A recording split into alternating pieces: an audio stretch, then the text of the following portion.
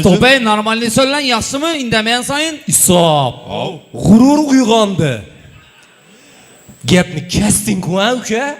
Ben özüm olsun da gitme kes söyleyeyim. Prosta ustam boğaz için size nispeten işletmeyen ben bu karakterimi. Ben öz işinde bir yaş altından gitme kes söyleyenim için bana tılla kesek de lakap koyuyorlar.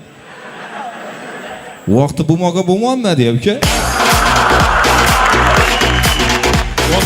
Ma karang özü işine sonra siz sebep çekerliğinizi bilesiniz mi? Ben? Ava. Cilli mi sen yazın? Av. Ben özü rastlanam özüm saval beradım bu tıllar rastlanam senin kellen yok mu ya diyen. Av muhliseden saval getirttim ama ne için seni konsepte üstünden güle verdi sen carang dep. Av bu sebepsiz için ne bilesiniz mi? O kül yılan diye de ne için seni uya verdi kuru sen carang dep. Bana mı sebepsiz? Ama ben harik ettim bunlara he insan beni rolüm şunu niye özü de çüntüre verip. O bir kellesizlik akarang tünü öye girip hala denlikli işini açıp öyde hiç kimi yok da bir işini beklep bana akıl. Sebepsiz işi vezeyna. O kadar pişiremenden koluma tavanını alıp ban yıkılatını giyip duşa girip ben akır. Ama sebepsiz işi bop durgan vaziyetlerin emmesine sebepsiz sözü.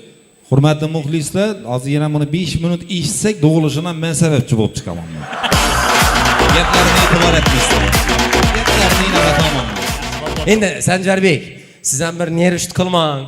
Doğrusam, endi har xil odam bor. 5 barmoq deng emas-da. Yo, jasur doğru, yine bu 5 barmoq deng emas. Axir lekin buni 5 sinimlatib bir yere kelsang bu deng bo'ladi bu. Abi ne oldu yani bu? Ha bu ya 10 muğamın kısıyıp Otur ya, açacaksan bana sen iş kılır. işlerim sebepsiz sakina usta.